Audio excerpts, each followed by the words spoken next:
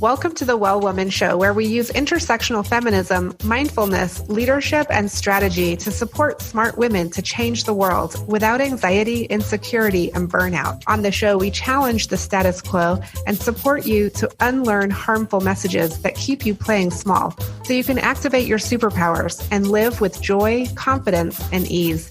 I'm your host, Giovanna Rossi. Hello, well women. I want to take a minute just to hold space for all of the millions of women and men who breathed a big sigh of relief last weekend and felt hope for the first time in a long time. I want to also hold space for those whose candidates didn't win and who may be really distressed or disappointed.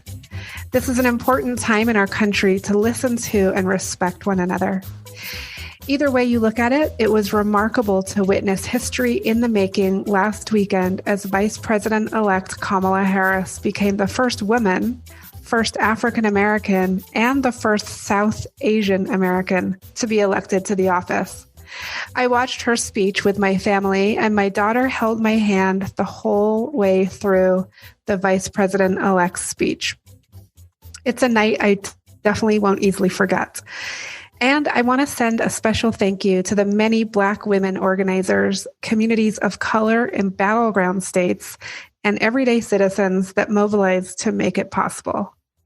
And without missing a beat, many people started emailing me about the work we have ahead of us, rebuilding the economy and putting women back to work, strengthening our health care and childcare systems to meet the needs of families, and getting the pandemic under control so that we can fully reopen our schools, daycare centers, and businesses across the country.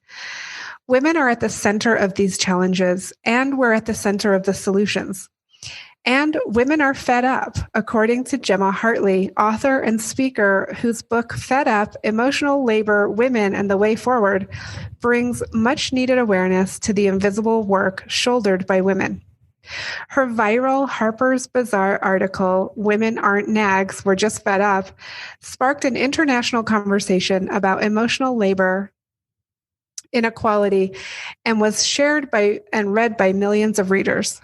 On the show, we discuss women's workload during the pandemic, how we can build a culture of awareness, and why it's so important for us to abandon the need for perfectionism. You can find notes from today's show at wellwomanlife.com/227show. You can also continue the conversation in the Well Woman Life community group at wellwomanlife.com/Facebook. The Well Woman Show is thankful for support from the Well Woman Academy and High Desert Yoga in Albuquerque. I'm speaking with Gemma Hartley. Welcome to the show. Thank you for having me. It's great to have you. As we heard in the introduction, you are a writer. You've written many things, but the thing I wanted to focus on today was your book called Fed Up, Emotional Labor, Women, and the Way Forward. And Gemma, before we kind of dig into that, because there's a lot to talk about, especially now, tell listeners kind of who are you in the world today? Like, who are you who are you showing up as today in the world? Oh, today is very different than it was, a year ago, because we're in the middle of the pandemic and I am at home with my 3 kids who are distance learning. And I'm sort of trying to navigate this new world and figure out how to find myself in it. I'm currently working on a novel, which is new territory for me. And it's going very slowly with all of our computers usually used up for distance learning throughout the day. But I'm taking it day by day, and we're sort of trying to rebalance all of that emotional labor all over again, which I thought we had pretty well figured out after I wrote the book, and then everything got turned upside down. Right. Yes, I hear you on that. And I think many listeners can relate. So tell us, can you just describe, in the book you talk about emotional labor and women's increased workload. Can you talk about what do you mean when you say emotional labor? And then how has being in this pandemic impacted that? Yeah. So when I'm talking about emotional labor, I'm talking about all of the invisible mental and emotional work that goes into keeping everything running, keeping everyone around you comfortable and happy. It's all that planning work, all the behind the scenes stuff, and remembering what needs to be done, reminding other people what needs to be done, which I feel like I got a pretty good handle on during the writing of my book. And then with the pandemic, there are all of these new things that we have to think about and deal with and plan for. And I've heard from so many women, and I, include myself in this, that there's such an increased workload. There's so much more to think about. Like, who is checking to make sure the kids are washing their hands and sanitizing regularly? Who is making sure that you have enough toilet paper and that you know where you can get toilet paper in town a lot of the time. There's so many little things that add up to this huge mental burden. And especially right now with the pandemic, with all of these new things that we are having to remember and remind for. Yes. And I love the way you talk about this invisible workload. It really is invisible because it's not recognized, it's not acknowledged, even by those of us who are doing it sometimes, and certainly not by, perhaps other members of the family or other people in our lives. And so is part of the work making, and I actually talk a lot about this in my work with women, but like making the invisible visible, like, is that part of the process?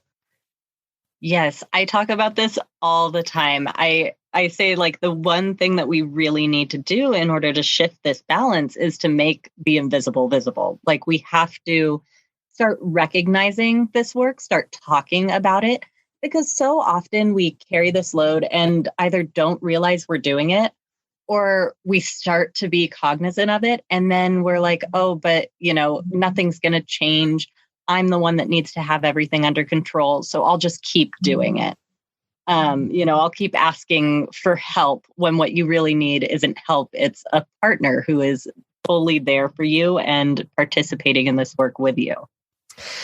Yes. And I want to get into kind of the role of men or partners. But before we go down that road, I just want to kind of explore this a little bit more with you about the invisible workload. Did you find in your research that certain women were impacted more, like race, ethnicity, income levels, anything like that? Or do you see like just all women are socialized to take this on and like everybody's suffering? I think to some extent, most women are experiencing this, but absolutely, like, race plays into it, socioeconomics plays into it. There are so many different things that you have to keep in mind. I mean, think, to take race, for example, you have to be able to deal with microaggressions and make those choices about what you're going to bring up and what you're not. You have to fit into these stereotypes in certain situations in order to thrive, or reject those stereotypes in order to thrive. I think there are so many things that you don't see, and a lot of stuff that I, as a white woman, will never even understand about the emotional labor that Black women do. And I think there's also right now, I think in this moment, we've seen a lot of the emotional labor that's put forth into educating other people about the struggles that you're going through. Part of that, making the invisible visible for a Black woman, would be, educating and putting that emotional energy into, teaching people about very basic things that you go through on your day to day. And that is exhausting and mentally taxing. And it takes away your time and energy from other things that would be more productive. Yeah. Yeah, that's a really great example. And I've seen, certainly over the last few months, but over the last years, the claiming of that labor, like we won't be taken for granted anymore. And we want to be paid for all of this time that we're spending explaining all of this to you white people, basically, is how I've perceived it. And so there's some attention being put on that now, and some value to that. And like I said, some claiming of that. I don't know that I've seen the same claiming of that labor in just sort of like the gender equity conversation as much as I have in the race conversation. Yeah, well, I think it's a much more dire situation when you're talking about race relations, and, you know, the state of racism in our country is really untenable. And so it has to be addressed very loudly and right now. Whereas, you know, when I talk about emotional labor from my point of view, like, these are some very first world problems. And yes, they need to be addressed, but they're the tip of the iceberg. Yeah. And when you get down, you know, to the level that, you know, Black women are dealing with racism and the emotional labor that is expected of them, like, that is life or death. Not, you know, I want my partner to pick up the socks and I want to feel like I'm in a, you know, healthy, supported relationship. Like, that's the end goal, the very end goal. But there's so much more that needs to be addressed before that. Yeah, absolutely. So before we talk about men and like that whole conversation, I do want to just ask you, like, with so many women leaving the workforce during the pandemic, you know, mostly to do the things around the house and the childcare and the sitting with kids who are online learning, what do you think the impact of those large numbers? Like, we're seeing masses of women leaving the workforce. How do you think this, like, how are you looking at that now in the context of your work? You know, I think what is happening right now is really going to lead us to a reckoning with the gendered expectations we have. I think they are clearer now than they ever have been. I think it was very convenient and easy beforehand to sort of say, oh, well, women can do it all and it'll be fine. And, you know, we'll push through and persevere. And that we've come to this breaking point where we realize we can't do that. And I see in so many women, we're realizing, you know, it's still that expectation that women are going to be the one that will pick up this load that is underappreciated, that is unnoticed, and do it without pay, without recognition. And I think this will not only get us to a reckoning point within our relationships, but I think politically, we're at a point where women realize how little support we have culturally and how little support we have politically. And I'm hoping that will lead to some real change in the way that we expect our leaders to, you know, support families. Yeah. And as you're talking, I'm thinking, well, we need to become the leaders. We can't necessarily wait for, quote unquote, the leaders to like figure it out or take the time to figure it out. We really need to be developing that leadership and creating our own vision and our own future for, you know, what this is going to look like. Yeah, absolutely. At every level, I think we need that. And, you know, we live in such a patriarchal society and there are still so many male gatekeepers, but I think we're really going to start seeing that change because the point that we're at right now shows what a dearth of female leadership does to a country. Yeah.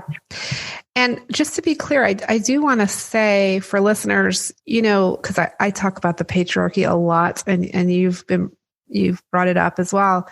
And I just want to be clear that, you know, when I talk about the patriarchy, I'm not necessarily, or I'm not at all saying that, like, it's not like a men versus women situation or like men are bad or, you know, it's really not black and white. It's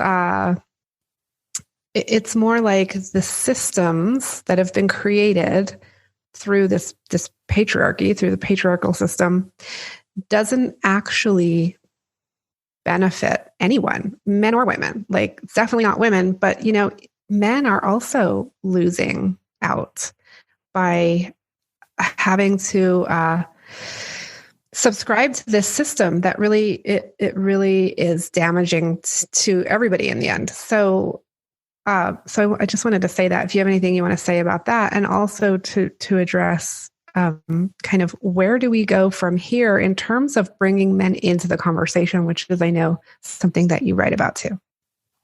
Yeah, absolutely. And I think on that note about the patriarchy, I agree absolutely. We, a lot of people hear that and think, oh, it's against men. Like, we don't want men being, in control of everything. Men are the problem. The patriarchy is separate from men. It is a system of power that really does hurt everyone. And I think, what we don't often realize is that it really narrows men's lives. It makes their, there's a woman's place, within the patriarchy, which is devoid of any real power. But for men, the power that they have comes without their full humanity. And so it's really damaging to everyone. No one can have full relationships. And I talk about this so much in my work, especially because, emotional labor isn't something we can get rid of or that we should want to get rid of. It's something that we should want everyone to participate in, because it really is being in tune with your life, being having like an equitable relationship with your partner and making decisions together. And I think that there are a lot of costs to that kind of work if you're the only one doing it, but there's also a lot of potential within that for men to really experience the fullness of humanity. And so I think the way forward in having these conversations is not just saying like, hey, I need you to take on this terrible thing that only I am dealing with.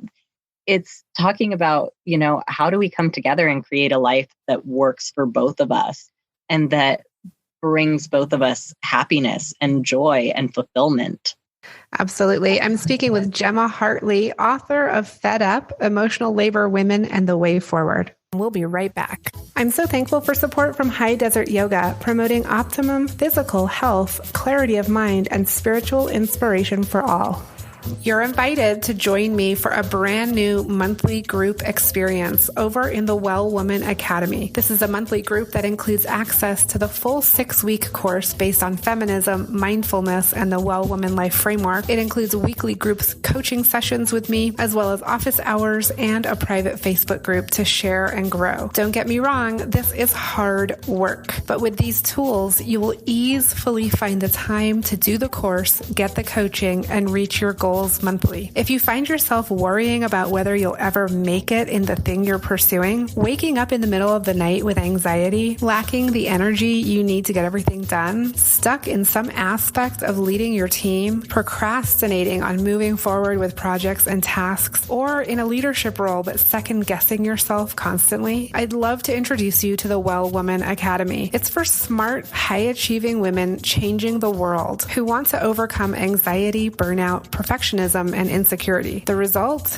You get to live your well woman life, a life of joy, ease, and abundance, even when things are tough all around you. Visit wellwomanlife.com/academy to learn more. We're back on the Well Woman Show. I'm speaking with Gemma Hartley, and we're going into the segment called Superpowers for Success. And Gemma, I have a few quick questions for you. It's a bit of a lightning round here to close out the show. And the first question I want to ask you is, what does success in life mean for you? For me, success means being able to enjoy the present moment. I think that I need to be able to be present in order to be successful. So when you say that, I think mindfulness. Do you have a mindfulness practice, or what is being present? How does that show up for you? Really, I sort of bring this back to my work. When I am not overwhelmed with emotional labor, I have more mental space and emotional energy, and I can really enjoy the moment without sort of thinking ahead to that to-do list and what needs to be done and, who I need to remind to do what. And I think that is really the crux of that for me. But I do also have a mindfulness practice. I do yoga, every other day and have a lot of quiet, introspective time, or at least I try to. The pandemic has sort of made that difficult, but I'm working towards finding that time. Yeah. Yeah. Okay. And Gemma, you have you're a successful writer and an author, and I want to ask you, when did you know you were really good at what you do? Oh, that's a really good question. I don't think that it came from the external validation. I would think like, I knew I was really good at this when I had like viral articles. But I feel like I knew before that what I was doing made me happy and it made sense to other people. And it didn't have to make sense to, millions of people. It's just when people would come to me and say like, that writing really resonates with me. And I could feel that I was getting something out of it too. That's when I knew that this was what I should be doing. That's interesting. And I'm glad you brought up the kind of the internal versus the external validation, because people answer that question very differently if they're only thinking about external. And so it seems that you've identified something that we talk a lot about on the Well Woman show, which is like really identifying that internal, confidence or like feeling of making an impact or a contribution that, of course, we all want that ultimately. Okay. And Gemma, can you name a superpower you discovered you had only to realize it was there all the time? I think being able to connect with other women. I grew up in, all of us grew up in a patriarchal society, but I grew up in this conservative Christian school growing up, and it was very much not supportive of women. And I think where I went with that was like, oh, well, I'm different than other girls. Like you want to be the unicorn, the person that sets themselves apart, which is this really horrible tool of the patriarchy that keeps women separated.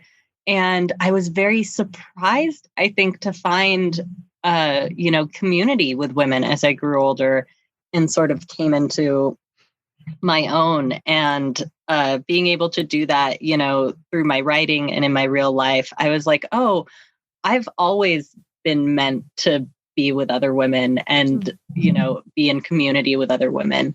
And it sounds like a weird superpower to have, because it's a basic part of humanity. But I think I spent a lot of my childhood and young adulthood believing that I was at odds with other women. And like you said, it's a basic part of humanity, but I feel like the most awesome superpowers are, it's like it's like normalizing these things that we thought were so far out of reach or not our, within our capacity or whatever. So I appreciate you, calling that out as a superpower.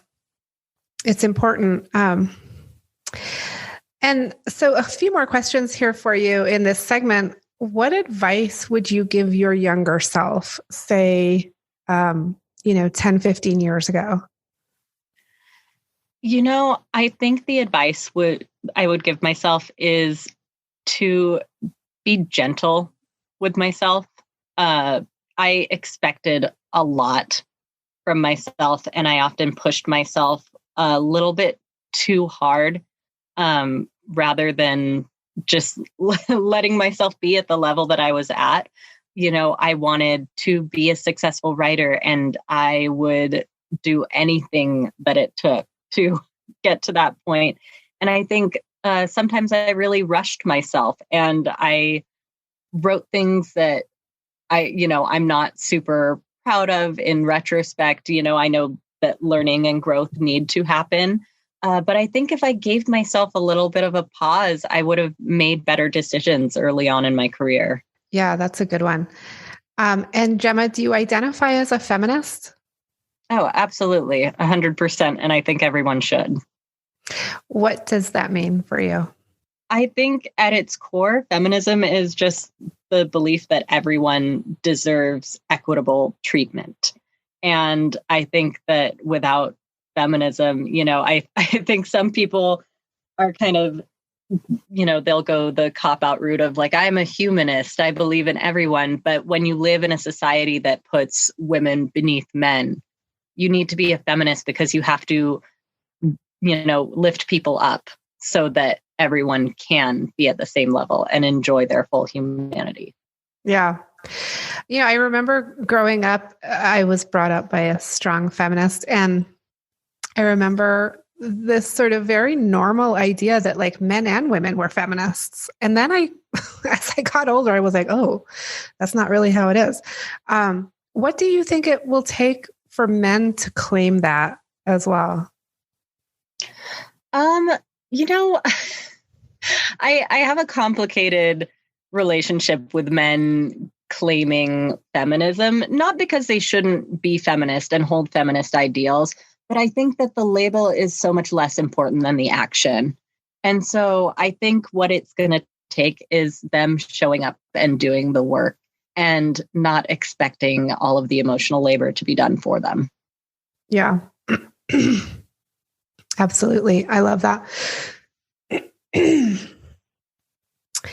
Okay. And what are you reading right now? What's on your nightstand?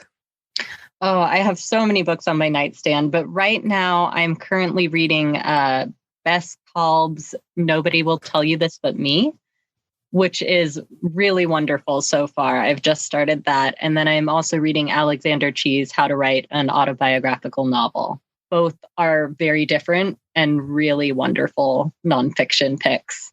Okay.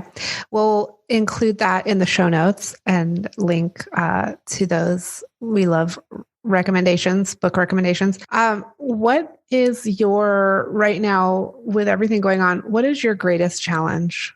I think my greatest challenge is figuring out how to show up for my life and to do so in a way where I feel fulfilled. I think I've been struggling with finding a way to be fully present and not just totally melt down because everything feels very overwhelming. So it's, I guess, trying to find that elusive balance in my life that lets me feel like me, that gives me creative space, and that lets me feel connected to other people, which is especially hard right now. I'm used to being around others, and right now it's just me and my family, and even showing up for that can be really difficult when you're around them all the time. Yeah. So what has been your go-to kind of, I don't want to say solution, but like what helps you through that? Rock climbing.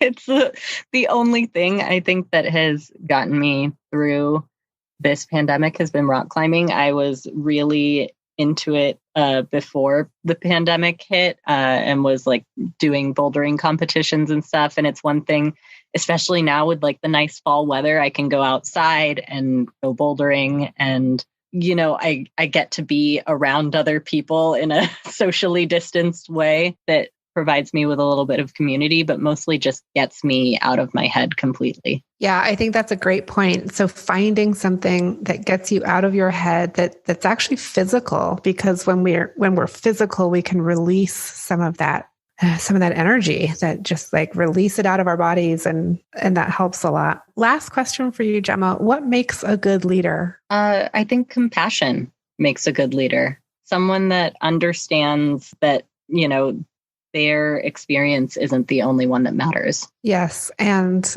to bring it back to your book, you do say in your book that men and women have equal capacity for compassion. So we should expect that of all of our leaders. Yes, absolutely. I think, we really need to raise our expectations for who does this work, because it's not just women. Gemma Hartley, it's been so great having you on the show today. Yes, thank you so much for having me. That's it for our show today. Remember, if you need support to live your Well Woman life, head over to wellwomanlife.com/Facebook to join our community. As a reminder, we are on NPR every week, so be sure to tune in at npr.org/podcasts and search for The Well Woman Show. If you enjoyed today's show, please take a moment and subscribe and leave a review. This helps raise visibility, which is super helpful when it comes to producing the show every week. For feedback, comments, or just to let me know you were listening, find me on Facebook, Twitter, and Instagram at Well Woman Life. I'm Giovanna Rossi for The Well Woman Show. Until next time, have a super powerful week.